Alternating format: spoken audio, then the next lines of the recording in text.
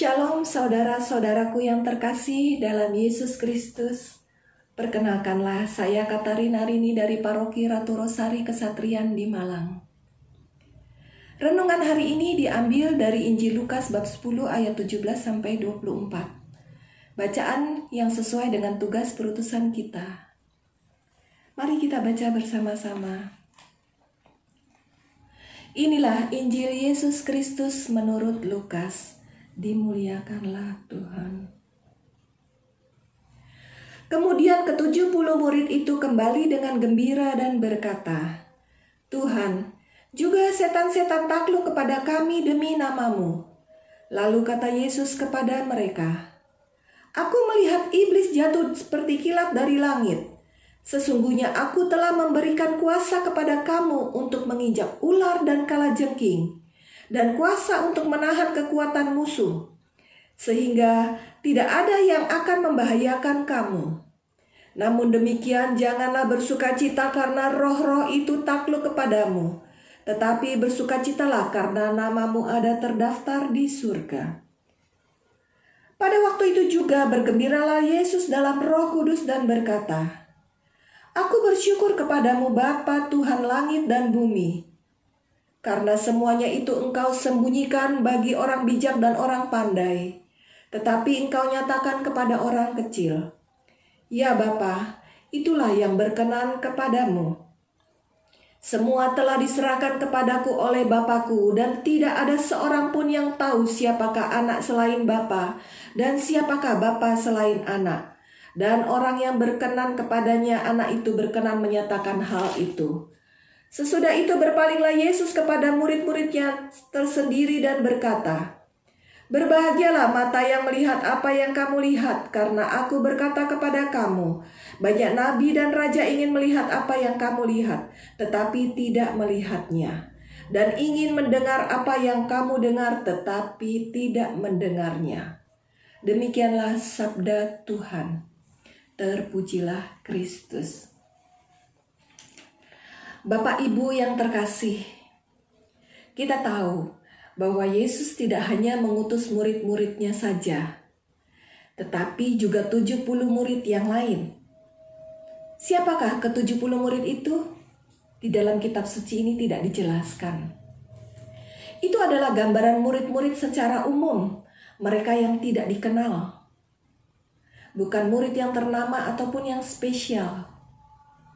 Yesus mengutus mereka karena mereka sudah dibekali dan mereka dianggap layak untuk diutus. Ketika mereka selesai melakukan tugas perutusan itu dan mereka kembali dengan sukacita, mereka melaporkan, "Tuhan, juga setan-setan takluk kepada kami demi nama-Mu." Itu artinya bahwa mereka telah pergi dan telah melakukan. Mereka tidak tinggal diam saja begitu mendapat tugas perutusan. Karena itu, mereka mengalami banyak hal. Mereka telah melaksanakan apa yang diperintahkan dan mengetahui bahwa kuasa Yesus bekerja atas mereka. Mereka bukan murid yang istimewa. Ketika mereka taat, maka kuasa Tuhan menyertai mereka. Hal yang sama pun akan terjadi pada kita ketika kita pergi diutus. Roh Kudus akan menyertai dan membantu kita. Mungkin dari kita ada beberapa yang takut untuk melakukan tugas yang diperintahkan dengan alasan ini dan itu. Dalam bacaan tadi, ada dituliskan ular dan kalajengking. Yang dikatakan Yesus di sini melambangkan sesuatu yang sangat berbahaya, yang harus kita hindari, seperti kejahatan-kejahatan rohani yang tanpa sadar kita melakukannya.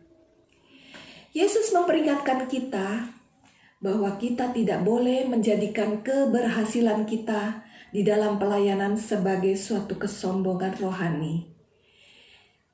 Saat itu Yesus juga bersukacita dan bersyukur kepada Bapanya karena telah mengaruniakan pengertian mengenai kebenaran rohani, bukan kepada orang yang menganggap dirinya bijak dan cerdas, tetapi kepada mereka yang dengan sikap rendah hati menerima kebenaran.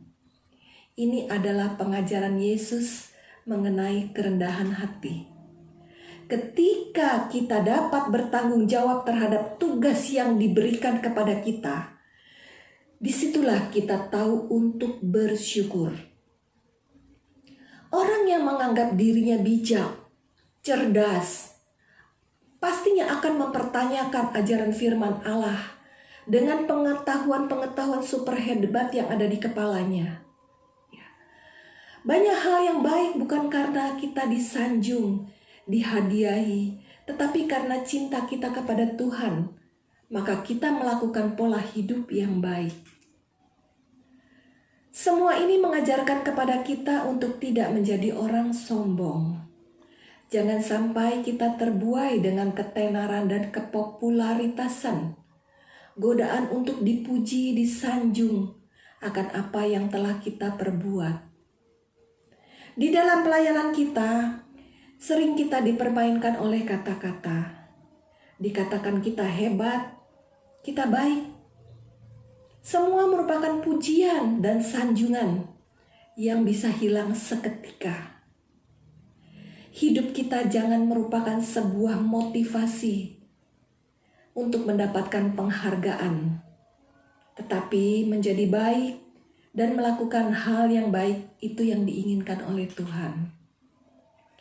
Berbahagialah kita yang mendapatkan karunia-karunia dari Tuhan lebih daripada orang lain yang ingin mendapatkannya.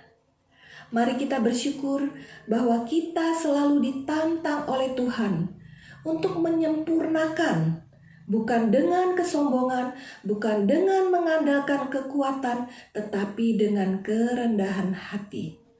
Mari kita jadikan hidup kita yang biasa ini mengalir di dalam kebaikan bagi sesama. Tuhan memberkati kita semua. Amin.